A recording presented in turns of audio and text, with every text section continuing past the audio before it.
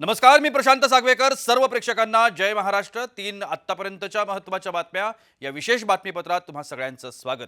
आत्तापर्यंतच्या तीन बातमीपत्रांमध्ये पहिली बातमी, मुंबईतील लालबागच्या राजाचं तब्बल 33 तासांनी विसर्जन झालं. खरं तर सकाळी 9च्या सुमारालाच लालबागच्या राजाची मिरवणूक गिरगाव चौपाटीवर दाखल झाली होती.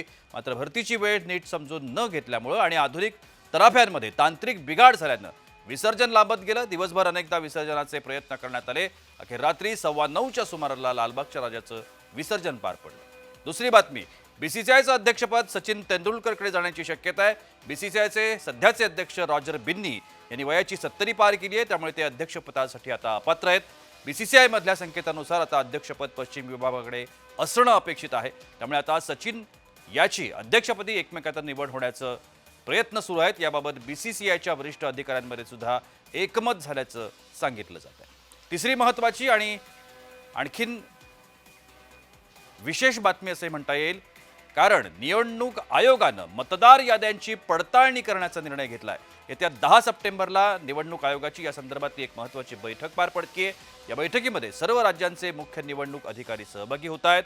निवडणूक आयोग आपली प्रतिमा सुधारण्याचा प्रयत्न करतंय का, असा सवाल या निमित्तानं उपस्थित होतो.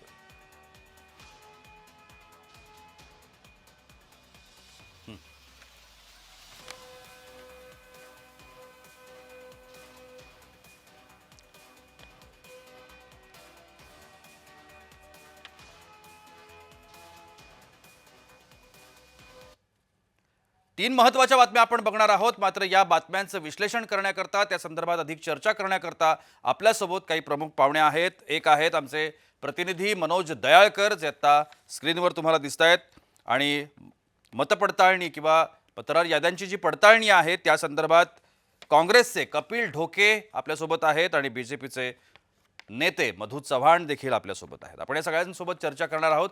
मी पहिली बातमी घेतोय लालबागच्या राजाच्या विसर्जनासंदर्भातली, कारण लालबागचा राजा हे आता नुसतं मुंबईकरांचं नाही, तर अवघ्या महाराष्ट्रासाठी आणि संपूर्ण जगासाठी देखील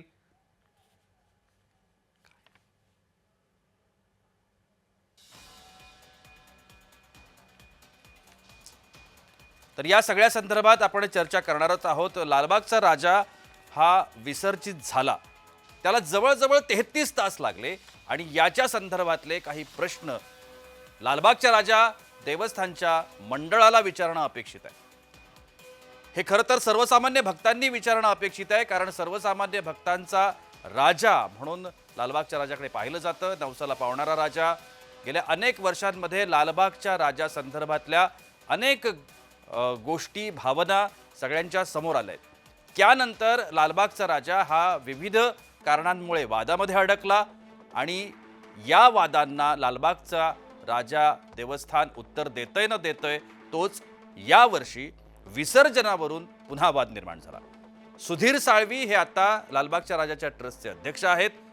काही प्रश्न हे आपण सगळ्यांनी लालबागच्या राजाला आणि लालबागच्या राजाचा सगळं जे त्या ठिकाणचं नियोजन आहे ते सांभाळणाऱ्या त्या मंडळाला विचारणं अपेक्षित आहे. त्यातला पहिला प्रश्न, विसर्जनाचा गोंधळ घालून गणेश भक्तांच्या भावना का दुखावल्या?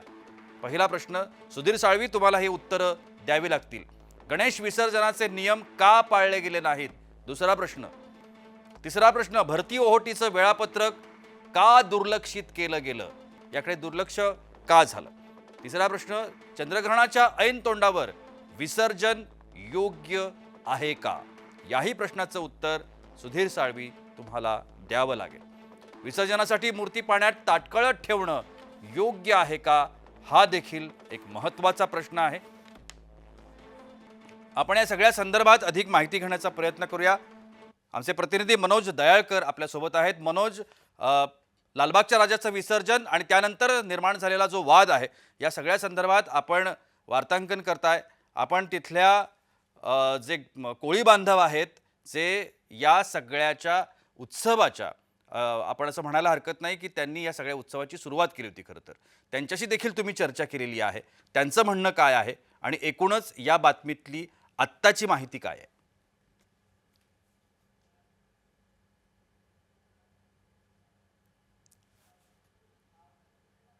मात्र बाप्पांना सर्व भाविक आणि भक्तांनी विसर्जन केलं, पण नेहमी चर्चेचा विषय ठरलाय तो म्हणजे लालबागचा राजा. कोणत्या ना कोणत्या वर्षी प्रत्येक वर्षी आपण म्हणतो लालबागचा राजा हा चर्चेमध्ये असतो. यावेळी देखील चर्चेमध्ये होता तो म्हणजे VIP रांग आणि साध्या नागरिकांची रांग यामध्ये चर्चेला होता आणि त्यानंतर विसर्जनाची वेळ आली आणि विसर्जनामध्ये देखील लालबागचा राजा हा चर्चेमध्ये राहिलेला आहे. कारण की लालबागचा राजा हा आपण बघितलं तर प्रसिद्ध गणपती आणि मोठ्या संख्येने भाविक या ठिकाणी लालबागच्या राजासाठी दर्शनासाठी येत असतात आणि त्यामध्येच लालबागच्या राजाचं विसर्जन यंदा 30 तासापेक्षा अधिक तासांमध्ये झालेलं आहे. म्हणजे 33 तासामध्ये लालबागच्या राजाचं यंदा विसर्जन झालेलं आहे. आणि आपण बघितलं तर लालबागचा राजा जो दरवर्षी लवकर निघतो तो यंदा 12:30च्या दरम्यान त्याच्या मंडळामधून निघालेला होता आणि त्यानंतर तो 8:30 वाजता गिरगाव चौपाटी या ठिकाणी पोहोचला आणि लालबागच्या राजाचं विसर्जन आपण बघितलं तर 8:30 वाजता म्हणजे 10 वाजेपर्यंत झालं पाहिजे होतं, पण सकाळी 10 वाजेपर्यंत न होता त्याचं विसर्जन रात्री 9 वाजता या ठिकाणी झालेलं आहे. त्यामुळे मोठ्या प्रमाणात आता चर्चेला ठरला आहे तो म्हणजे लालबाग राजाचं विसर्जन. आणि या नक्की मनोज, मी तुमच्याकडे पुन्हा येणार आहे, पुन्हा या संदर्भातला तुम्हाला मी प्रश्न विचारणार आहे, पण तुर्तास मी जाणार आहे मधू चव्हाण यांच्याकडे. मधू चव्हाण खरं तर वेगळ्या विषयासाठी आज माझ्यासोबत आहेत आजच्या या विशेष बातमीपत्रामध्ये. पण लालबागचा राजा आणि एकूणच त्या ठिकाणची स्थिती यावरती अधिकारवाणीनं मधू चव्हाण बोलू शकतात, म्हणून मधू चव्हाणांना या चर्चेमध्ये सहभागी करतोय. मधू चव्हाणजी, एका गणपती उत्सवाच्या विसर्जन मिरवणुकीला 33 तास लागतात आणि त्या मंडळावरती कोणीही बोलत नाही, कोणी त्याच्यावरती ब्र काढत नाही, चर्चा होत नाही.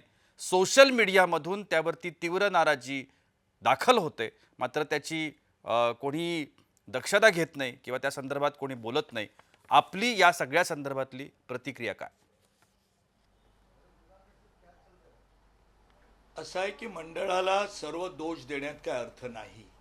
जी, एखाद्या स्थळाची, स्थानाची, देवस्थानाची महती भाविकांच्या अनुभवातून ती वाढत असते.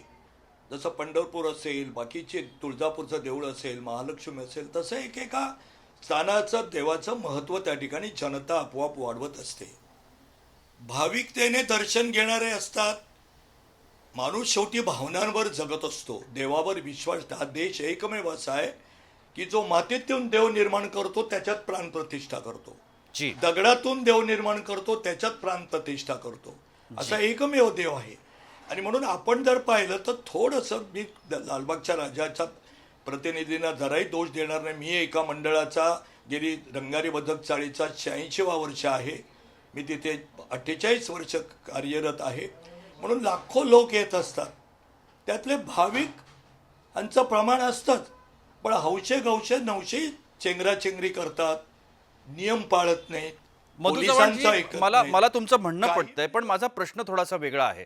ज्या गोष्टी लालबागच्या राजा देवस्थान सोबत घडतायत, तुम्ही म्हणताय की त्याला देवस्थानचा दोष नाही, मंडळाचा दोष नाही, मग दोष कोणाचा? एका बाजूला लालबागच्या राजाला येणाऱ्या भक्तांच्या बाबतीमध्ये धक्काबुक्की होते, त्यांना ढकललं जातं, म्हणून हे मंडळ वादात सापडतं. आणि त्याच वेळेला आज नवा वाद निर्माण झालाय विसर्जनाच्या वेळेचा. 33 तास मिरवणूक चालली, राजाला समुद्राच्या काठावरती ताटकळत उभं राहायला लागलं. तुम्ही जर म्हणताय मंडळ दोषी नाही, मग दोषी कोण? नाही, मी मुळात मी एका मंडळाचा पदाधिकारी प्रमुख असल्यामुळे दुसऱ्या मंडळाच्या त्यांच्या अडचणी प्रत्यक्षात न समजून घेता त्याच्यावर भाष्य करणं मला योग्य वाटत नाही. वादाचा मुद्दा नवीन निर्माण होईल. मी मिरवणुकीत होतो काल. आमची मिरवणूक सकाळी 11ला सुरू झाली, रात्री 10 वाजता चौपाटीवर गेली. 11 तास होतं. काही वेळेला काही उत्साही कार्यकर्ते त्या ठिकाणी अतिरेक करतात, नाच गाण्याचा आग्रह करतात, पोलिसांचं ऐकत नाही. त्यामुळे लालबागचा राजा हा एकटाच त्या ठिकाणी रस्त्यावर नसतो मिरवणुकीसाठी. मागे पुढे मागे अनेक मोठमोठ्या गणपतीची लोक असतात. लोक इतकी गर्दी करतात, मी चौपाटीवर बघतो गेली 1978 पासून अगदी भीती वाटते, थरकाप उडतो. लोक चेंगरतील की काय, काही भयानक घटना घडेल की काय. आणि म्हणून या सगळ्या गोष्टी अनुभवातून होतात. चंद्रग्रहणाची कदाचित त्यांच्या लक्षात गोष्ट आली नसेल, भरती ओहोटीची. म्हणून मला असं वाटतं अनुभवातून माणूस शाणा होतो. आज सगळ्याच लोकांना आहे. आता मी इथे एक स्पष्ट मत मांडतो आपल्यासमोर, कोणाला आवडणार नाही, परंतु हिंदू धर्मात आगमन मिरवणूक हा काय नवीन प्रकार सुरू झालाय. एका गणपतीच्या आगमन मिरवणुकीला महाराष्ट्राच्या कानाकोपऱ्यातून लोक येतात. त्याच्यातले निम्मे लोक बेहोश झालेले असतात. त्यांच्यात भक्ती किती असते माहिती नाही. जी. कधीही त्या ठिकाणी आगमन मिरवणुका हा प्रकार मी पाहिला नाही. विसर्जनासारखीच असते.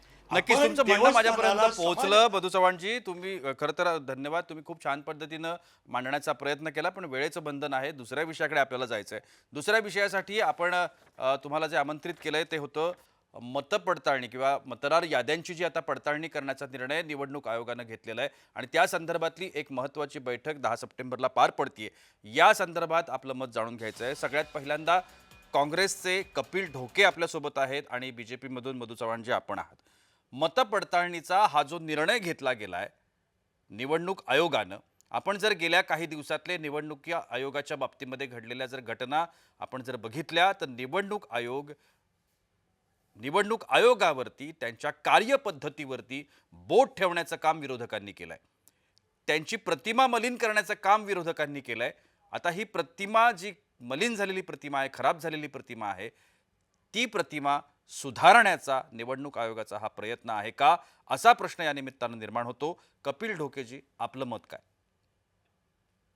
मुळात निवडणूक आयोगाला आता मतपडताळणी करण्याची गरज वाटली याबद्दल त्यांचे खरं तर आभार व्यक्त केले पाहिजे. जी. सातत्यानं काँग्रेस पक्षाचे नेते आदरणीय राहुलजी गांधी आणि आम्ही सगळी लोक म्हणजे राहुलजी गांधींनी ज्यावेळी पत्रकार परिषद घेतली त्यावेळी निवडणूक आयोगाचा टराटरा बुरखा फाडण्याचं काम त्या ठिकाणी केलं जी. आणि विधानसभेच्या महादेवपुरा कर्नाटकातल्या महादेवपुरा मतदारसंघातली आकडेवारी सहित जी. बाजू मांडून मतदार याद्यांमध्ये कशा पद्धतीनं भ्रष्टाचार आहे, मतदार याद्यांमध्ये कशा पद्धतीनं घोळ आहे हे स्पष्ट करण्याचं काम राहुल गांधींनी आणि काँग्रेस पक्षानं केलेलं आहे. जी. त्यानंतर बिहारमध्ये जी वोट अधिकार यात्रा राहुल गांधींनी काढली, त्या यात्रेला प्रचंड प्रतिसाद मिळाला. महाराष्ट्रामध्ये सुद्धा वोट चोर गद्दी छोड अशा पद्धतीचं आंदोलन काँग्रेस पक्ष राबवत आहे. त्याला प्रचंड प्रतिसाद मिळतोय. त्या सगळ्या पार्श्वभूमीवर जी. संसदेतल्या विरोधी पक्षाच्या 300हून अधिक खासदारांनी निवडणूक आयोगावरती मोर्चा नेला. तो मोर्चा म्हणजे पहिल्यांदा निवडणूक आयोगावर एवढ्या मोठ्या संख्येनं मोर्चा निघण्याची ही देशाच्या इतिहासातली पहिली वेळ असेल. जी. त्यावर सुद्धा निवडणूक आयोग आणि सरकारनं विरोधी पक्षाच्या म्हणजे खासदारांना काँग्रेसला त्या काय ठिकाणी- काय कपिल ढोके, काँग्रेसला काय म्हणायचंय? निवडणूक आयोग आपलं काम त्यांच्या पद्धतीनं करत नाहीये, अपेक्षित पद्धतीनं करत नाहीये, नेमकं तुमचं म्हणणं काय? निवडणूक आयोगाचं काम व्यवस्थित चाललं नाही आहे. त्यांच्या याद्यांमध्ये प्रचंड प्रमाणात घोळ आहे. निवडणूक आयोग मतांची चोरी करण्यामध्ये सत्ताधारी पक्षाला सहकार्य करते आहे. थांबा हा आमचा थांबा, आरोप तुमच्या आहे. या आरोपावरती उत्तर घेऊया. मधु चव्हाणजी, थेट आरोप आहेत. निवडणूक आयोग सत्ताधाऱ्यांना पाठीशी घालतोय असं काँग्रेस म्हणतंय. मला असं वाटतं की कपिल ढोके, मी त्यांना पाहिलं नाही आहे, पण एका जबाबदार विरोधी पक्षाचे ते प्रतिनिधी आहेत. माझी त्यांना विनंती आहे की आपलं बोलणं मी शांतपणे ऐकलंय. जी. आपणही स्वागत केलं, त्याबद्दल आपलं अभिनंदन. माझी एवढीच विनंती आहे, एका वाक्यात पहिलं माझं म्हणणं शांतपणे ऐका. जी. खोटा नॅरेटिव्ह तयार केला जातोय. 1971 साली इंदिराजींना प्रचंड बहुमत मिळालं. त्यावेळेला जनसंघ सोडून सगळ्यांनी आरोप केला की या बाईचा नाही शाहीचा प्रभाव आहे. जी. तेव्हा एकमेव जनसंघाचे अटल बिहारी वाजपेयी म्हणाले इंदिराजींना बहुमत जनतेने दिलंय, आपण अशा तऱ्हेनं त्याच्यावर शंका घेणं बरोबर नाही. जी. दुर्दैवाने इंदिराजींची हत्या झाल्यानंतर, राजीव गांधी पंतप्रधान झाल्यानंतर, पंडित जवाहरलाल नेहरू, इंदिराजी कधी नव्हतं एवढं बहुमत, सुमारे 400च्या वर जागा राजीव गांधींच्या नेतृत्वाखाली काँग्रेसला मिळाल्या. जी. त्याही वेळेला लोकांनी आरोप केले, जनसंघाने, त्यावेळेच्या जनता पार्टी होते, आम्ही केले नाही, की भावनेच्या आधारावर लोकांनी निवडून दिलंय, ही काही खरी लोकशाही नाही. पण आम्ही आरोप केला नाही. जी. महाराष्ट्रामध्ये अशा तऱ्हेचं आणि बिहारमध्ये आता 300 खासदार गेले. मुळात 542 पैकी ती सर्व मिळून, बीजेपीचे एकट्याचे नाहीत, सर्व मिळून 310, 312 हे NDA-कडे आहे. त्यांच्याकडून 300 खासदार आले कुठे? खोटा नॅरेटिव्ह तयार करणं. अहो मला बोलायचं आहे, जसं बोलू का शेख मधात? हसीनांच्या मधु चव्हाणजी, आपण बद्दल उत्तर घेऊया. खोटा narrative- आपण ऐका. उत्तर घेऊया ना, आपण उत्तर घेऊया. 1 मिनिटात उत्तर घेऊया. कपिल ढोकेजी बोला. ते म्हणतायत खोटा नरेटिव्ह सादर केला जातोय. अहो पण तुम्ही त्यांचं चुकीचं मी उत्तर पूर्ण देताय. ऐकलंय. माझं पूर्ण ऐका, मग त्यांना ते बोलताना मी ऐकणार, ते बोलताना बोला, मी बोला. गप्प बसेन ना. मला 1 मिनिट बोला, बोलू बोला, द्या. चव्हाण साहेब, तुम्ही बोला, मला बोला, बोलू चव्हाण नका. साहेब, बोला. तुम्हाला विनंती आहे. चव्हाण साहेब बोला बोला. बोला बोला. त्यामुळे असा जो नॅरेटिव्ह पसरवला जातोय, जिथे पराभव झाला, जर आम्हाला मतांची चोरी करायची असते तर एक अतिशय बेजबाबदार विरोधी पक्ष नेता राहुल गांधींना पहिलं हरवलं असतं आम्ही.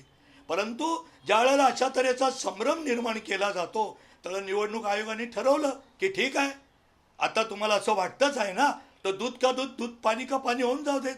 त्यामुळे नीट मतांची पडताळणी होऊ देत. खोटा असो, जसं खोटा नॅरेटिव्ह पसरला घटना बदलणार आहे. या जी, देशातली घटना नक्की. कोणी मधुचव्हाणजी परमेश्वर तरी वेळेचं खाली बंधन आहे, उतरणार वेळेचं तरी बंधन आहे. मदत तुमचं म्हणणं पोहोचलं. तुम्ही जसं म्हणताय की दूध का दूध पाणी का पाणी होऊ दे म्हणून मतदार याद्यांची पडताळणी होणार आहे. कपिल डोकेजी, तुम्हाला हे पटतं? मधु चव्हाणजी प्रचंड ज्येष्ठ आहेत, त्यांच्या वयाचा आदर ठेवून मी या ठिकाणी बोलतो. त्यांचा ज्येष्ठ असून सुद्धा अभ्यास कुठेतरी कमी पडतोय. मी 300 खासदार म्हटलं, त्याचं कारण त्यांनी 542 खासदार लोकसभेचे पकडले. मधु चव्हाणजी राज्यसभा आणि लोकसभा मिळून 300 पेक्षा अधिक खासदार हे इंडिया आघाडीकडे आहेत आणि त्यांनी मोर्चा काढला होता. मधु चव्हाणजी, तुमच्या मनात मी बोललेलो ऐकायची क्षमता ठेवा. तुमच्या वयाचा आदर करून बोलतोय. मधु चव्हाणजी, तुमच्या मधात मी बोललेलो नाही, वयाचा आदर करून बोलतोय, लक्षात घ्या. आणि दुसरी बोला बोला बोला बोला बोला अरे मित्रवर्य बोला, मी ऐकतो. बोला बोला बोला मी ऐकतो. बोला बोला बोला बोला तुम्ही बोला, मी ऐकतो. मित्र बोला. दोघांनी चव्हाणजी, ऐका वेळेचं जरा. बंधन आहे, एवढंच दोघांनाही विनंती आहे. वेळेचं ऐका बंधन जरा, आहे. मला पूर्ण थोडक्यात बोलू आपली मतं मांडलीत तर ती प्रेक्षकांपर्यंत चांगल्या पद्धतीनं पोहोचू शकतील. बोला. आता मधात कोणी बोलू नका, मला बोलू द्या. चव्हाणजी, 300 पेक्षा जास्त खासदार म्हणजे राज्यसभा आणि लोकसभा मिळून इंडिया आघाडीचे 300 पेक्षा जास्त खासदार सभागृहामध्ये आहेत. त्यांनी मोर्चा काढला, हे कदाचित आपल्याला माहित नसेल. एकदा आपण त्या मोर्चाच्या दिवसच्या बातम्या सविस्तरपणे वाचल्या पाहिजे, ही पहिली गोष्ट. दुसरी गोष्ट, मला माहिती आहे ते. दुसरी गोष्ट, निवडणूक आयोगाचं काम फार चांगल्या पद्धतीनं चाललंय. निवडणूक आयोग दूध का दूध पाणी करायला निघाला, अशा शब्दात आपण निवडणूक आयोगाचे प्रवक्ते असल्यासारखी वकिली केली, त्याबद्दल तुमचे आभार. परंतु राहुल गांधीजींनी कर्नाटकातल्या महादेवपुरा मतदारसंघातल्या मतदार यादीमध्ये असलेल्या घोळाची आकडेवारी स्पष्टपणे, कोण्या घरात किती घरांचा नंबर 00 आहे, किती लोकांना मयत दाखवलं, किती लोकांच्या बापाचं नाव ABCD आहे, किती लोकांना दुबार नावं आहेत, किती लोक एकाच घरात आहेत, किती लोक एका आडनावावर आहेत, ह्या सगळ्या पद्धतीनं भ्रष्टाचार त्या ठिकाणी मांडलेला आहे. तो जर खोटा असेल तर भाजपाच्या गल्लीतल्या कार्यकर्त्यापासून दिल्लीतल्या नरेंद्र मोदींपर्यंत राहुल गांधींच्या प्रेस कॉन्फरन्सला चॅलेंज करून दाखवावं, म्हणजे त्यांनी सांगितलेल्या आकडेवाऱ्या खोट्या आहेत हे सिद्ध करून दाखवावं. जर ते नसेल तर गुमान मान्य करावं की निवडणूक आयोगाच्या याद्यांमध्ये भ्रष्टाचार आहे, याद्यांमध्ये प्रचंड घोळ आहे, ते साफ करण्याची गरज आहे. आता निवडणूक आयोगानं ज्यांच्या खालचं बावलं होऊन, ज्यांच्या हाताखालचं बावलं होऊन ह्या सगळा प्रकार केला असेल, आता मोठा निवडणूक, राहुल गांधींनी मशीन रिडेबल डाटा मागितला, काय अडचण आहे निवडणूक आयोगाला द्यायला? मशीन रिडेबल डाटा म्हणजे एक बटन दाबलं की सगळा डाटा कपिल डोकेजी, वेळेची मर्यादा आहे. तुमचं म्हणणं पोहोचलं. कपिल डोकेजी, आपण मधु चव्हाण यांचं थोडक्यात उत्तर घेऊया आणि आपण थांबणार आहोत. मधु चव्हाणजी, आपलं उत्तर. मी 2च वाक्यात माझ्या मित्राला सांगतो, त्यांच्या पक्षाचा ते प्रतिनिधी असल्यामुळे ते त्यांची बाजू मांडणार, ती मी ऐकली. एवढं जर सगळं आहे तर ऍफिडेव्हिट का करत नाहीत? खरं आहे तर ऍफिडेव्हिटच्या लफड्यापेक्षा निवडणूक आयोगानं भ्रष्टाचार केला. निवडणूक आयोगाच्या खरं तर हा विषय मोठा आहे आणि हा संपणार नाही, पण माझ्यावरती वेळेची बंधनं आहेत, मला थांबायला लागेल. दोघांचेही आभार. तुम्ही आलात आणि तुमची बाजू व्यवस्थितरित्या मांडण्याचा प्रयत्न केलात, त्यासाठी अगदी मनापासून आभार. तिसरी बातमी आजची महत्त्वाची आणि आपल्या सगळ्यांची आवडती असंही म्हणायला हरकत नाही, कारण आपल्या सगळ्यांचा आवडता क्रिकेटचा देव BCCIच्या अध्यक्षपदी बसण्याची शक्यता आहे. तशा पद्धतीचं वृत्त येत आहे. विश्वसनीय सूत्रांनी जय महाराष्ट्राला या संदर्भातली माहिती दिली आहे. BCCIच्या अध्यक्षपदी सचिन तेंडुलकरची निवड होण्याची शक्यता आहे. या संदर्भात BCCIचे पदाधिकारी आणि सचिन तेंडुलकर यांच्यामध्ये चर्चा झाल्याचं देखील समजतंय आणि या चर्चेअंती एकमत झाल्याचं देखील समजतंय. याच्या आधी जर आपण बघितलं तर सौरभ गांगुली असेल किंवा आत्ताचे बिन्नी हे क्रिकेटपटू आहेत आणि त्यांना BCCIचं अध्यक्षपद भूषवण्याचा मान मिळाला. जर सचिन सारखा एक दिग्गज खेळाडू, ज्याला क्रिकेटचं देव म्हटलं जातं, तो जर BCCIच्या अध्यक्षपदी जाऊन बसला तर त्याचा फायदा भारतीय क्रिकेटला कशा पद्धतीनं होऊ शकतो, ही एक महत्त्वाची आणि अत्यंत जमेची बाजू आपल्याला म्हणावी लागेल. क्रिकेटमध्ये आत्ता जे होणारे बदल आहेत, क्रिकेटला आलेला जो एक वेग आहे, 2020 क्रिकेट सामने असतील किंवा IPL सारखे सामने असतील, हा जो बदललेला जॉनर आहे क्रिकेटचा, त्याच्यामध्ये आणखीन काही येईल का, आणखीन वेग घेईल का, हे पाहणं खूप महत्त्वाचं ठरणार आहे. BCCIच्या अध्यक्षपदासाठी सचिनच्या नावाची जोरदार चर्चा आहे. आपण माहिती घेतोय सचिन तेंडुलकर सोबत BCCIची अनौपचारिक चर्चा झालेली आहे. विश्वसनीय सूत्रांनी जय महाराष्ट्रला या संदर्भात माहिती दिली आहे. BCCIची वार्षिक सर्वसाधारण सभा आणि निवडणूक 29 सप्टेंबरला पार पडणार आहे. BCCI मधील संकेतानुसार अध्यक्षपद पश्चिम विभागाकडे यावर्षी अपेक्षित आहे. BCCIचे सध्याचे अध्यक्ष रॉजर बिन्नी हे 70 पार झालेले आहेत, त्यामुळे ते अपात्र ठरणार आहेत. सौरभ गांगुली, रॉजर बिन्नी यासारख्या अनेक क्रिकेटपटूंनी या सगळ्या संदर्भात अगोदरच क्रिकेटचं BCCIचं अध्यक्षपद भूषवलेलं आहे. आपण या सगळ्या संदर्भात अधिक माहिती घेण्याचा प्रयत्न करूया. आता माझ्यासोबत दूरध्वनीवरून संपर्कात आहेत ज्येष्ठ क्रिकेट समीक्षक सुनंदन लेले. सुनंदन लेलेजी, आपण या संपूर्ण घटनेकडे कसं पाहता? जर BCCIच्या अध्यक्षपदी सचिन जाऊन बसला तर भारतीय क्रिकेटमध्ये काय बदल होऊ शकतो आणि ते किती फायदेशीर होऊ शकतं? मला जी माहिती आहे त्याच्याप्रमाणे सचिन या पोस्ट करता अजिबात उत्सुक नाहीये, जी. ही माझी माहिती आहे. त्यामुळे ही माहितीचा आधार घेता मी तर असं म्हणेन की सचिन बसला तर काय फरक पडेल आणि काय नाही, ही चर्चा निरर्थक होते. कारण माझ्या मते सचिन तेंडुलकर म्हणा, राहुल द्रविड म्हणा, हे लोक आत्ताच्या घडीला तरी जी या पदाकरता उत्सुक असतील असं मला वाटत नाहीये. जी मग एकूणच आतापर्यंतचा जो काही आपला अनुभव आहे किंवा आपण या सगळ्या क्षेत्राशी अत्यंत थेट जोडले गेलेले आहात, कोण BCCIच्या अध्यक्षपदी या क्षणाला बसू शकतं? कोणत्या नावांची चर्चा आहे? चर्चा खूप नावांची आहे, म्हणजे ती यादी खरोखरच खूप मोठी जी. आहे. आणि मागच्या वेळेला रॉजर बिन्नीचं नाव आलं आणि ते सगळ्यांच्या सर्वसंमतीने सहमत सुद्धा झालं. त्यामुळे याच्यावरती जास्त डिस्कशन किंवा जास्त राजकारण घडलेलं नव्हतं. जी. यावेळेला मात्र तसं होईल असं मला वाटत नाहीये. कारण काही माझे म्हणजे ज्याला ऍडमिनिस्ट्रेटर आपण म्हणतो, संयोजक, जी विविध संस्थांचे म्हणजे जे असोसिएशन्स आहेत भारतभरातल्या तमाम, जी. त्यांचेही काही अध्यक्ष हे सुद्धा उत्सुक आहेत आणि त्याचबरोबर काही माजी खेळाडू सुद्धा उत्सुक आहेत. त्यामुळे यावेळची यादी ही खरोखर खूप मोठी आहे. जी आणि या गोष्टी या आता इतक्या वेगळ्या स्तराला गेलेल्या आहेत. कारण BCCI मधनं मिळणारं प्रचंड मोठ्या प्रमाणातली प्रसिद्धी याचा विचार करता तो होल्ड जो आहे त्याच्यावरची जी पकड आहे ती कुठलाही राजकारणी हा पटकन जाऊन देणार नाही. त्यामुळे यावेळेच्या अध्यक्षपदाच्या निवडणुकीमध्ये राजकारण होणार आहे ही गोष्ट नक्की दिसते. नक्कीच. धन्यवाद सुनंदनजी, आपण केलेल्या या विश्लेषणासाठी.